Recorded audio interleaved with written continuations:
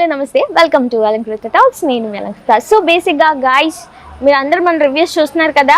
So దానికంటే ముందు మన ఛానల్ని అయితే సబ్స్క్రైబ్ చేసుకోండి మర్చిపోకుండా, అండ్ లైక్ కూడా ఇవ్వండి. సో మీకు ఆల్రెడీ ఈరోజు నామినేషన్స్ డే మీ అందరికీ తెలిసిందే. ఎంతమందికి మిగిలిన వారాలన్నీ ఇష్టపెట్టి ఓన్లీ మండే మాత్రమే నచ్చుతుంది చెప్పండి? నాకు మాత్రం మండే ఎపిసోడ్ మాత్రమే చాలా చూడాలని ఇంట్రెస్టింగ్ క్యూరియాసిటీ. అంటే ఎవరెవరిలో ఏమేమి పాయింట్లు తీస్తారు, ఎవరెవరు ఏం మాట్లాడతారు. నామినేషన్స్ వెరీ ఇంపార్టెంట్, ఎందుకంటే హౌస్ నుంచి బయటికి పంపించడానికి అది ఒకటే కాబట్టి, ఆయుధం నామినేషన్ అనేది. కాబట్టి నాకు మండే రోజు మాత్రమే ఇష్టం. సో నిఖిల్ నైనికాని సేవ్ చేశాడు, అది ఎంతవరకు కరెక్ట్ అనిపించింది. అండ్ సోనియా వర్సెస్ నబిల్, వీళ్ళిద్దరు తగులాట ఎట్లుంది. ఓం గారిది కానీ ప్రేరణది కానీ నామినేషన్ ఎలా ఉంది. విష్ణుది కూడా అసలు తుప్పాస్ నామినేషన్ చేసినట్టు అనిపించింది. వాళ్ళు ఏదో పాయింట్ చెప్పాలి. ఇప్పుడు పాయింట్లు లేనప్పుడు నేను నిన్ను నామినేట్ చేయాలనుకుంటున్నా, నామినేషన్ అంతే అనేయచ్చు కదా. నువ్వు అది చేయలేదు ఇది చేయలేదు ఎందుకు, అమ్మో మళ్ళీ సొల్లు అంతా ఎక్కడికో వెళ్ళిపోతుంది. Yes, so all right. And first Aditya Om గారు పృథ్వీని నామినేట్ చేశారు. బికాజ్ ఆఫ్ రీజన్ మీకు తెలుసు, ఎఫ్ని వర్డ్ యూజ్ చేయడం చెప్పినాక కూడా ఆ గేమ్లో వెరీ అగ్రెసివ్ అవ్వడం, ఆ వర్డ్ యూజ్ చేయడం అనేది అంటే కొంచెం అందరికీ తీసుకోలేరు అంత తొందరగా అంత ఈజీగా. పైగా వాళ్ళు గేమ్లలో కొట్లాడుకుంటారు కాబట్టి వాళ్ళకి ఇంకేదైనా ఒకటి ఏలెత్తి చూపించాలి కదా పాయింట్అవుట్. బట్ ఇంతమంది చిన్నపిల్లలు పెద్దవాళ్ళు చూస్తున్నప్పుడు ఆ ఎఫ్ అనే వర్డ్ యూజ్ చేయడం వల్ల అందరికీ నోటెడ్ అయిపోతుంది. బేసిక్గా ఇప్పుడు నేను చూసిన తర్వాత నాకు వచ్చేస్తుంది నోట్లోంచి. సో అలా వేరే వాళ్ళు మోటివ్ అయ్యే ఛాన్సెస్ ఉంది కాబట్టి ఆ వర్డ్ యూజ్ చేయకుండా ఉంటే బెటర్ అనేది నా ఫీలింగ్. అండ్ అగ్రెసివ్ చెప్పవసరం లేదు, ఇంకా నరాలు ఇక్కడ నుంచి ఇక్కడ పొంగి పొర్లి బయటికి వచ్చేటట్టునే ఆయన చూస్తుంటే. విలన్ క్యారెక్టర్ కనిపిస్తుంది కదా అప్పుడప్పుడు, ఆ విలన్ క్యారెక్టర్ ఆయనలో కనిపిస్తుంది నాకు. బట్ పృథ్వీ ఈరోజు చాలా బెటర్ తెలుగు మాట్లాడిండు. తెలుగు అంటే ఐ మీన్ డిపెండింగ్ మంచిగా చేసుకుంటాను అనిపించింది నాకైతే. బట్ అదంతా పక్కన పెడితే ఓం గారు పృథ్వీని నామినేట్ చేయడం అయితే జరిగింది. ఓకే, బట్ ఈ నామినేషన్ నాకైతే ఓకే అనిపించింది. నెక్స్ట్ ఆదిత్య గారు వచ్చేసి సోనియా నామినేట్ చేసిండు అనమాట. ఒకసారి ఆ అబ్బాయి ఏదో స్టోరీ అనుకుంటే డైరెక్షన్ చేద్దామని చెప్పేసి స్టోరీ అనుకుంటుంటే ఎవరు వినొద్దంటే ఎవరైతే ముగ్గురు నలుగురు ఉన్నారో వాళ్ళ మైకులు తీసి పక్కకు పెట్టేసి డిస్కస్ చేసుకుంటున్నారు స్టోరీ. అంటే ఎవరు వినకూడదని సీక్రెట్గా. అప్పుడు బిగ్ బాస్ చెప్పారు యాక్చువల్గా మైక్స్ వేసుకోమని. ఆ తర్వాత మైక్స్ వేసుకున్నారు, అదొక రీజన్. అండ్ ఇంకొకటి నిజంగానే ఆదిత్యం గారు గట్టిగానే మాట్లాడారు. ఈమె వెళ్ళి ఊకి అందరి దగ్గర గుసగుసలు మాట్లాడింది. ఎందుకు మాట్లాడిద్దో నాకు తెలియదు. ఈమె ఏం పాయింట్లు లాక్కోవడానికో అర్థం కాదు. అసలు ఫస్ట్ ఉన్న సోనియా ఇప్పుడు కనిపించట్లేదు. ఫస్ట్లో మంచి టఫ్ ఫైట్ ఇస్తుంది, బాయ్స్కి గర్ల్స్కి అనిపించింది కానీ. బట్ ఇప్పుడు ఎంతసేపు నిఖిల్ పృథ్వీగా ఎందుకమ్మా గేమ్ చండాలం చేసుకుంటున్నావు. ఒక అమ్మాయి ఏంటి సీత ఎలా ఆడుతుంది టఫ్గా, యష్మి ఎలా ఆడుతుంది. నాకైతే వాళ్ళ గేమ్ అయితే నాకైతే నచ్చింది మంచిగా. బట్ ఈమె గేమ్ ఓన్లీ నిఖిల్ పృథ్వీ తప్పితే వీళ్ళని అడ్డు పెట్టుకొని మాట్లాడుతుంది అంతే తప్పితే నాకేం అనిపించలేదు. సో ఓం గారు పృథ్వీని అండ్ సోనియాని అయితే నామినేట్ చేసిరు, మంచిగా అనిపించింది. అండ్ నెక్స్ట్ నైనిక వచ్చేసి మణికంఠ నామినేట్ చేసింది. Because of reason Saturday Sunday before కంటే ముందు ఫ్రైడే రోజు నైట్ వీళ్ళిద్దరు డిస్కషన్ అనమాట. నేను చాలా వీక్ అయిపోయాను, నేను ఎలిమినేట్ అయిపోతున్నానేమో అనిపించినప్పుడు, అవును ఒకవేళ డబుల్ నామినేషన్ ఉంటే నీతో పాటు నేను కూడా వస్తానని సంథింగ్ ఆమెను డీమోటివేట్ చేయడం, ఏదో లేని సోది అడ్వైజ్ లాంటినే అంటారు కదా, అందరి దగ్గరికి వెళ్ళి గుసగుసలు మాట్లాడడం ఎందుకు నాకు అర్థం కావట్లేదు. సో ఆ విషయంలో నైనిక మణికంఠ నామినేట్ చేసింది, ఇది కరెక్ట్ పాయింట్ అని అనిపించింది నాకు. అండ్ నెక్స్ట్ వచ్చేసి ఆదిత్య ఓం గారిని నైనిక నామినేట్ చేసింది.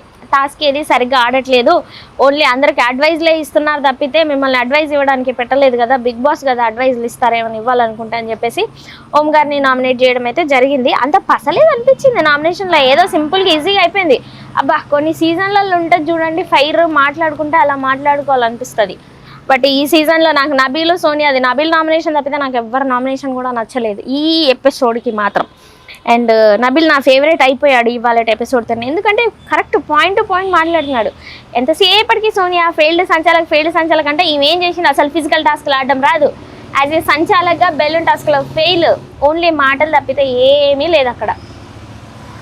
మళ్ళీ ఏమన్నా అంటే ఈమె ఇన్ఫ్లుయెన్స్ ఉపయోగించి నిఖిల్ దగ్గర ఎగ్ దొబ్బేయడం, అవన్నీ మనకు వద్దులే కానీ. అండ్ నెక్స్ట్ నబిల్ వచ్చేసి సోనియా నామినేట్ చేసిన అనమాట, సంచాలక్గా ఫెయిల్ అయింది. అండ్ ఈయన సంచాలక్గా చేసినప్పుడు కూడా సరిగ్గా రెస్పాన్స్ అవ్వలేదు. పైగా ఈయన సంచాలక్గా ఉన్నప్పుడు ఈమె సోనియా మాట్లాడుతుంటే వెనకాల ఇటు సైడ్ నిఖిల్ ఇటు సైడ్ పృథ్వీ, ఈమెకు సపోర్టర్స్. ఈమెను ఎవడన్నా ఏమన్నా అంటే వీళ్ళు వచ్చేస్తారు వెనకాల బాహుబలి కట్టప్పల్లాగా. సో అదొకటి నచ్చలేదు. వీళ్ళిద్దరికైతే గట్టి వారే జరిగింది. అండ్ ముందు ఇంకా ఎపిసోడ్స్లలో వీళ్ళిద్దరు గట్టి ఫైటే జరగబోతుంది అనిపిస్తుంది. ఎందుకంటే సోనియా అసలు ఏం మాట్లాడినా నబిల్ ఎక్స్ప్రెషన్ అంటే అసలు మీకు అందరికీ తెలుసో తెలీదో, నబీల్ అనే మనిషి సోనియాని అసలు టచ్ చేయనియడు తెలుసా. అంటే నేను లైవ్లో చూసాను కాబట్టి మీరు టచ్ చేయకుండా మాట్లాడండి సోనియా గారు అని చెప్పాడు ఒకరోజు. నేను అంటే ఫస్ట్ నుంచే వీళ్ళకి ఆమె బిహేవియర్ ఏంటో అర్థమైపోతుంది అనమాట బేసిక్గా. కాబట్టి వీళ్ళిద్దరికి మంచి గట్టి వైరం జరిగేటట్టే ఉంది. ఈమె కూడా ఆయన నామినేట్ చేసింది. ఇంక అప్పుడు ఆ ఫేస్ ఎక్స్ప్రెషన్స్ చాలా రోజుల తర్వాత ఒక ఎంటర్టైన్మెంట్ మనకి ఇచ్చే నామినేషన్ ఒకటి వచ్చింది అనిపించింది నాకైతే. ఇప్పుడు స్టార్ట్ అయింది అనిపించింది. అండ్ పృథ్వీని కూడా నామినేట్ చేసినాడు. మీ అందరికీ తెలుసు ఎందుకనేది ఎఫర్ట్ యూజ్ చేసిండని అదొక రీజన్. అండ్ సోనియాతో మాట్లాడుతుంటే యాజ్ ఏ సంచాలక్గా పృథ్వీ వెనకాల వచ్చేసి ఆమెకి సపోర్టివ్గా తోడు దొంగల్లాగా ఇదేమన్నా కనెక్షన్లు పెట్టుకోవడానికి బిగ్ బాస్ ఆడటానికి వేరా లేకపోతే దేని వేరా నాకు అర్థం కాలే. ఆ పాయింట్కి కూడా నామినేట్ చేసిండు. నాకైతే మంచిగా అనిపించింది ఇదైతే. నెక్స్ట్ ప్రేరణ వచ్చేసి మణికంఠ నామినేట్ చేసింది. ఎందుకంటే దోశ విషయంలో అక్కడ ఒక ఇంటెన్షన్ ఉంటే ఈయన ఒక ఇంటెన్షన్ క్రియేట్ చేసి అక్కడ అంత పెద్ద రచ్చ అవ్వడానికి రీజన్ అయ్యాడని చెప్పేసి నాకు మణికంఠ తప్పు అనిపించలేదు. నాగార్జున గారు కూడా ఎందుకు మణికంఠ వల్లే ఆ గొడవ పెద్దదైందని అన్నాడు. అక్కడ ఉన్నది ఎక్స్ప్లెయిన్ చేస్తున్నాడు. అది చాలా సెన్సిటివ్ మ్యాటర్, ఫుడ్ మ్యాటర్ అనేది. సో ఎవరి వల్ల హట్ అవ్వకూడదు. కాబట్టి ఇవన్నది ఆమె వేయడం కూడా నాకు అట్లా అనిపించింది. కానీ ఆమెను అందరూ ఎత్తుతున్నారు. నేనైతే ఇది అగ్రీ చెయ్యను. ప్రేరణ అది కరెక్ట్ కాదని. మణికంఠ సాలిడ్గానే మాట్లాడాడు. అది ఎక్కువ ఏం చేయలేదు. అవును జరిగిన విషయం హౌస్ మేట్స్కి ఎక్స్ప్లెయిన్ చేశాడు. నెక్స్ట్ నైనికను నామినేట్ చేసింది అనమాట. గేమ్ ఏం కనిపించట్లేదు, మెచ్యూరిటీ రావాలని చెప్పేసి. అసలు అది పాయింటే కాదు. నైనిక మాత్రం చాలా స్ట్రాంగ్ రిప్లై ఇచ్చింది. ఎందుకంటే ఎంతసేపటికి గొడవలు పెట్టుకోవడం ఇవన్నీ చేయడమే నీకు గేమ్ అంటారా అని చెప్పేసి. బట్ అంత వర్తేమో అనిపించలేదు. ప్రేరణ గేమ్ కూడా ఏందో అంతకుముందు వేరే వాళ్ళ రివ్యూస్ చూస్తుంటే ఈమె బ్యాక్గ్రౌండ్ కన్నడ బిగ్ బాస్కి వెళ్ళింది, వెరీ స్ట్రాంగ్ ప్లేయర్, అద్ది తోపు తురమని ఏదేదో నరికేశారు. బట్ నాకు మాత్రం అలా ఏం అనిపించట్లేదు ప్రేరణని చూస్తుంటే. అండ్ నెక్స్ట్ సోనియా వచ్చేసి నబిల్ని నామినేట్ చేసింది.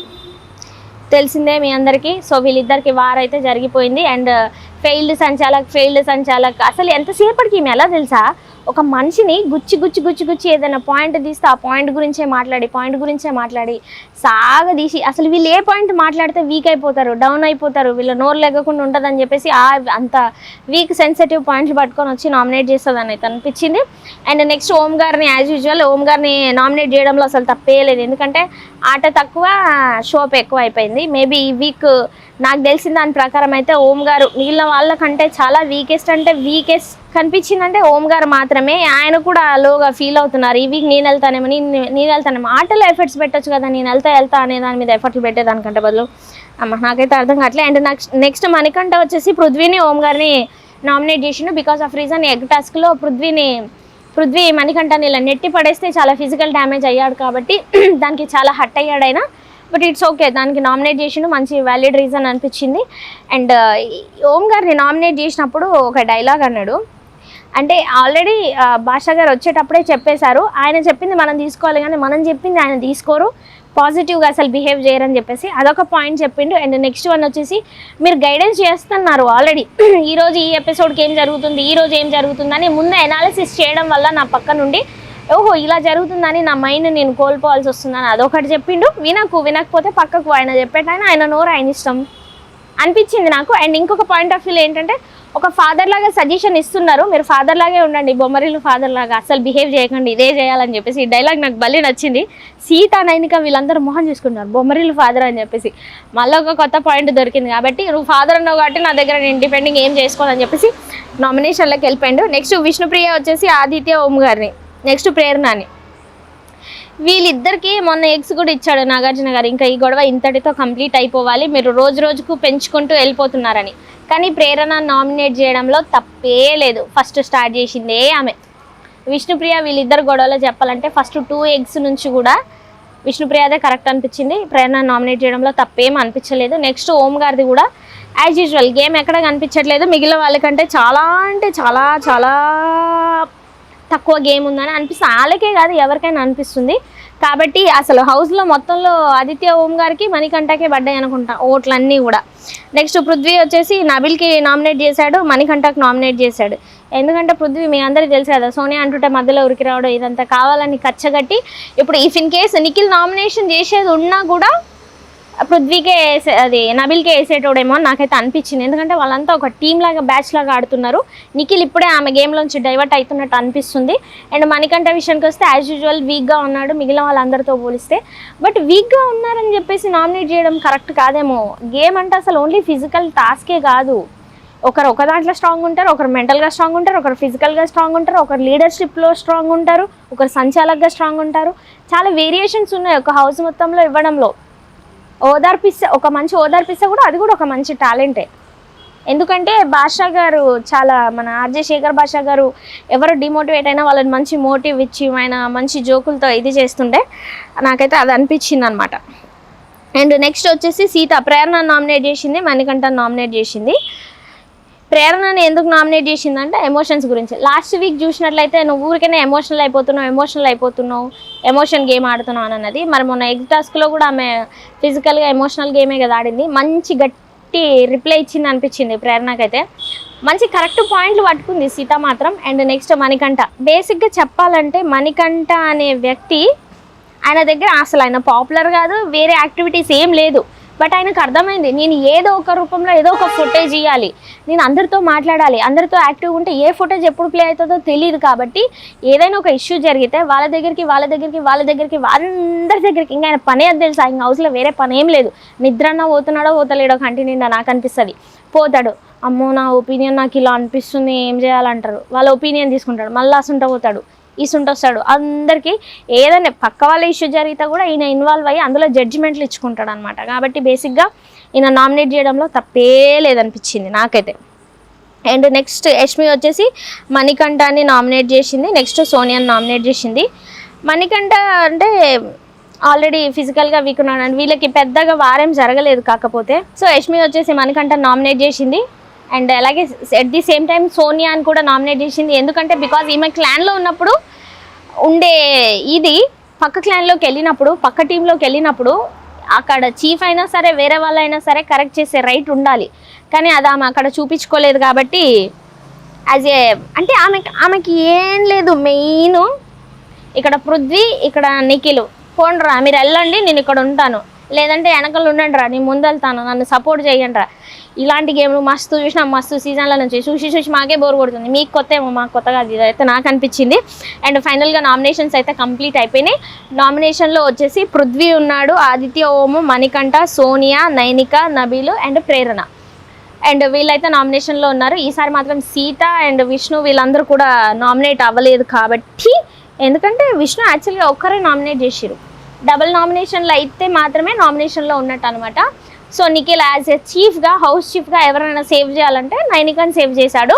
నాకు ఇక్కడ భలే అంటే అంత తొందరగా అంత ఫాస్ట్గా డెసిషన్ తీసుకోవడం అనేది మంచిగా అనిపించింది. ఎందుకంటే బికాజ్ నైనికాకి పడ్డ నామినేషన్స్ అన్ని తుపాస్ నామినేషన్. ప్రేరణ ఏం చెప్పింది, నువ్వు యాక్టివ్గా లేవు, అది ఇది గొడవలు పడాలా, నాకు అది అర్థం కాలేదు. బట్ కరెక్ట్ రీజన్, కరెక్ట్ పాయింట్లో ఇది కూడా ఆయనకి ప్లస్ అయింది, వేరే వాళ్ళ విషయంలో డెసిషన్ తీసుకోవడం కూడా. సో నైనిక సేఫ్ అయింది, మిగిలిన వాళ్ళందరూ కూడా నామినేషన్లో ఉన్నారు. ఈ నామినేషన్స్ అయితే అంత పసేం అనిపించలేదు, నబీల్ ఒక్కడు మాత్రమే నచ్చిండు. మేబీ నబీల్ టాప్ 5లో ఉండే ఛాన్సెస్ ఉందని నాకు చాలా హై అనిపిస్తుంది. ముందు తీస్తున్నాడు మెల్లమెల్లగా, తప్పనిపిస్తే దాన్ని రైట్ చేయడానికి ట్రై చేస్తున్నాడు అనిపిస్తుంది. సింగిల్గా ఆడుతున్నాడు, గ్రూపిజం కాకుండా మంచిగా అనిపిస్తుంది గేమ్ మాత్రం. నెక్స్ట్ ఇక చెప్పవసరం లేదు, ఇక ఈ వీక్ ఎవరు ఎలిమినేట్ అయిపోతారో మీకు ఏమనిపిస్తుందో ఒకసారి అయితే మెసేజ్ చేయండి. Thank you. అంతకంటే ముందు సబ్స్క్రైబ్ చేయండి ఛానల్ని.